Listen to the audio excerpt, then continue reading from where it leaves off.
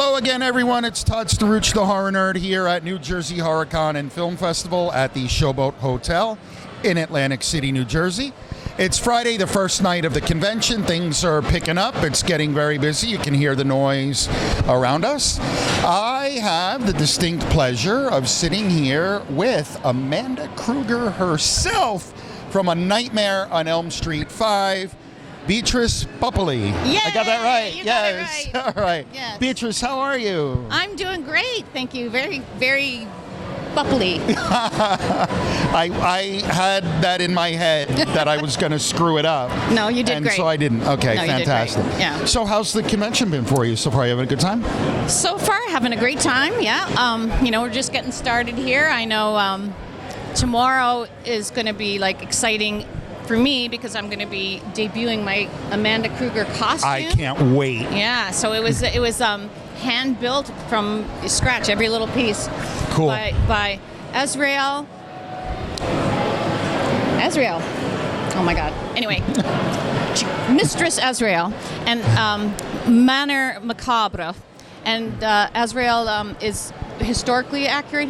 He does this research, so he figured, Amanda Krueger was born in, the 1900s and, 1920, 1940 when she was a nun. So he's made everything completely historically accurate.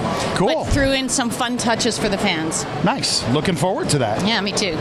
So, Beatrice, you have only recently kind of started getting back out into the convention scene and into the acting scene. What prompted that, sort of resurgence for you? Yeah, the resurgence really was that my kids went off to college. Fair enough. And I suddenly found myself with time, and I was like, oh my God, I had no idea how much time kids take. And, I think especially for myself, my parents were career people, so kids were to be seen and not heard kind of thing. They were never really around. And I missed it as a kid, so I decided with my kids I was going to be full on. So I wasn't going to be acting anymore. I wasn't going to do anything. I really focused on my kids and some yoga. I have a yoga studio, but it's in my home. So when they left, and I'm no longer PTA president, I'm no longer the Boy Scout this, I'm no longer the this, that, I had time, and I'm like, whoa! Plus, I had a new agent who is really into promoting me for a lot of different shows. So it's just been fun. I've been getting to know the fans more, and yeah, it's this whole new resurgence. Cool. Good for you. Yeah. Good for you. So now I'm going to show everybody, just a reminder here. And show the doll. Yes, I can show the doll. We've got Amanda. doll. Yeah. We've got all sorts of awesome stuff here. What is it like being part of such an iconic horror franchise? Because we're not talking about just any other movies here. Right. Know? Elm Street, I got to tell you, I think pretty much anybody who's been in any of the Elm Streets will tell you, none of us had a clue how big it would be, how long-lasting it would be. Even by the time I was in it, which was number 5, I knew Freddy Krueger was huge. I knew, Elm Street was huge, but not to the degree it is now. And I don't think it ever dawned on me the significance of playing the role of the mother of Freddy Krueger. I think I would have been far more. I'm glad I didn't know, really, to be honest, because I just focused on the role and played it, and I just on the character. I think it would have, I would have been nervous and overwhelmed if I really realized, Sure, the significance of it. But yeah, is that what you asked me? Cool. Did I already forget the question? I have no idea, but yeah, I think so. I think you answered it. He's playing footsie under the table, so I'm getting distracted. But anyway. Hey, listen. Oh my God, that's not you. Anyway. Yes. Does it surprise you at all that... No, I'm just kidding. I'm sorry. Turn off the camera. Or leave it on, either way. We'll make more money that way, or more viewers or something. Wow. I'm sorry. Anyway, I'm totally verklimped now. Now you've forgotten what you're going to say. Anyway, I have no idea where I am. That's me all the time, so we're... So now that you're out in the convention scene, does it surprise you at all how many fans come out to meet you and want your autograph? And so does that surprise you at all?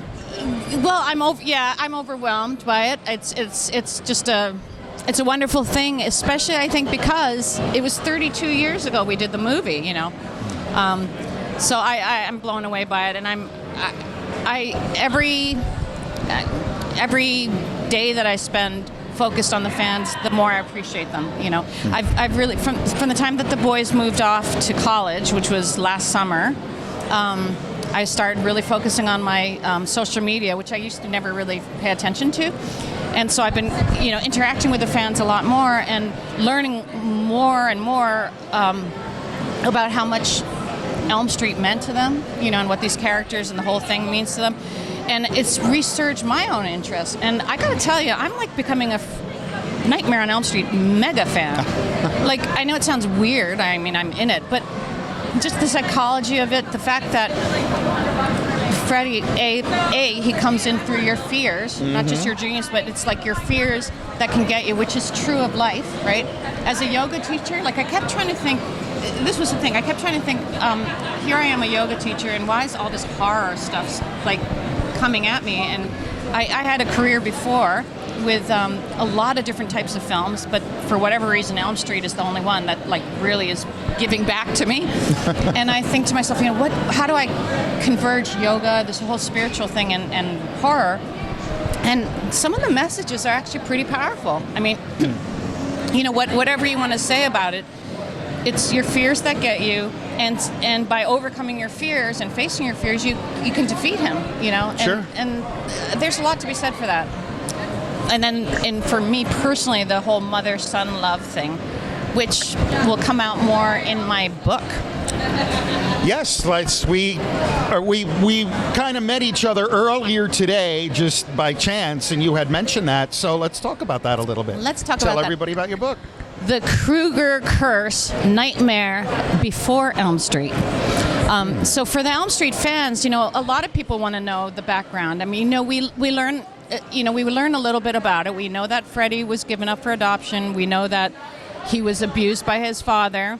We know he was teased. You know, we get those little hints. And we know why he goes after the people he goes after. But other than that, there's not a lot of the background else, you know, that's really developed. And so as an actor, when you play a role, you know, you always have to come up with your own history of your character anyway, because they have to have a life before you walk in front of the camera. So in my own life, like, I had to come up with my own reasons. Why did she become a nun? And it just felt like she was cursed from the start anyway. And the curse went way back. Thus the name Krueger's Curse. And it actually was inspired by a sketch that I saw. It was a piece of fan art that I saw online by this Canadian artist named Stephen P. Hughes. And it's just a simple... You're nudging me as if I was going to if know the you name. know. Like, oh yeah, that guy. Me? I'm not nudging you. My legs are way over here. What? Oh, it's that thing again. It's baby Freddy. Anyway. Don't even joke. That's not funny. I love him. Oh, God, I love that little... It's the weirdest thing. I have to tell you, honestly, like, I love that little face. I love that weird, creepy little Freddy. Like, this little face. I really love him. I guess it is the face only a mom could love, but when I see him, I think cute. And any of my fans know, like, I've been doing these ridiculous things. I found this weird app called Face Dance.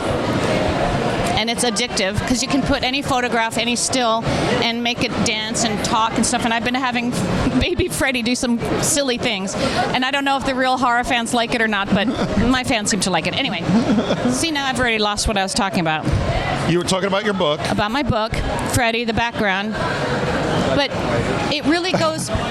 But it really delves into the love that Amanda actually did have for Freddy. And he did love his mom. He actually did love his mom before he got really angry at her, and that's why he still wears the sweater she made him.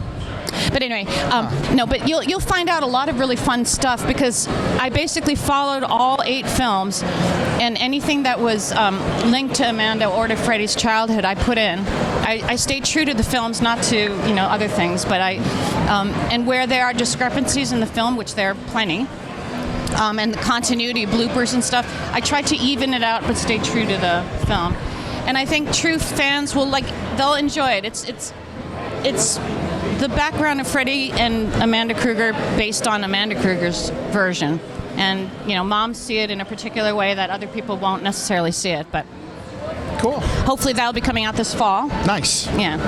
And it's a small, I guess they call it a booklet. I don't know. It's like about 100 pages, and then there's lovely. There are going to be some really epic illustrations. So Fantastic. So what's the name of it again? So we can it's keep a lookout The for Krueger's Curse, Nightmare Before Elm Street. it? Very cool. Yeah.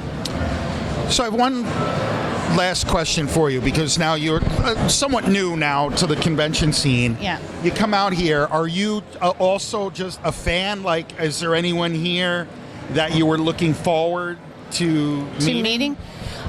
To be honest with you, I don't want to sound prejudiced, but I love my Elm Street crew. Like, that for me is the biggest thing. Like, I didn't know where you were going to go with that. Like, I don't want to sound prejudiced, but No, against the other ones. But it's the wonderful people like Mark Patton or Kim Myers or Whit. I love the Elm Street crew. They're just lovely, lovely people. See, there he is, right there.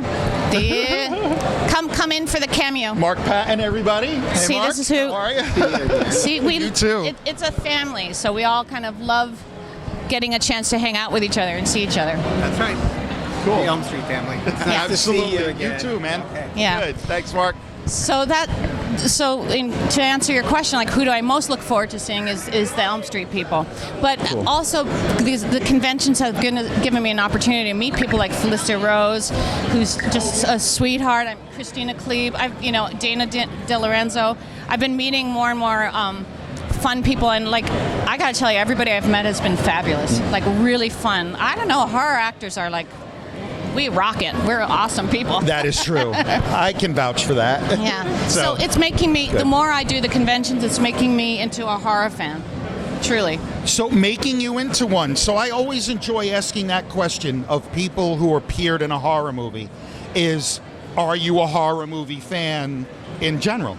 I never was. I was absolutely not. I loved spooky movies, like, from the 80s. From the 80s, what am I saying, 80s? I was in the 80s. Before that, growing up, like in the 60s and 70s, I loved spooky, scary, haunty, ghosty type stuff.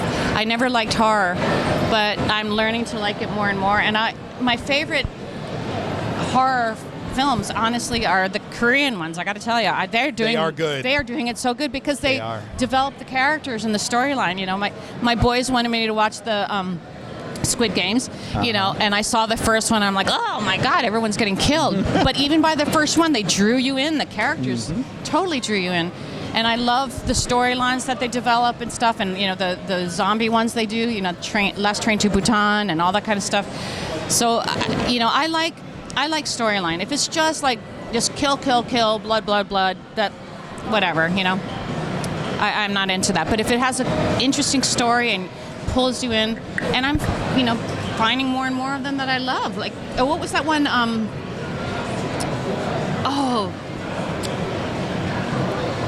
Oh well, I can't remember.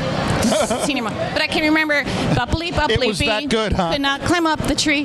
No, it was it was this weird. I can picture it.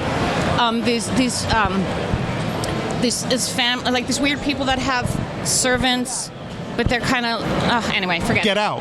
Yes. Get Out. Yes. Get Out. Yeah. Thank you. Yeah, that was great. Yeah, that was Jordan really good. Peele's movie. Yes. Yep.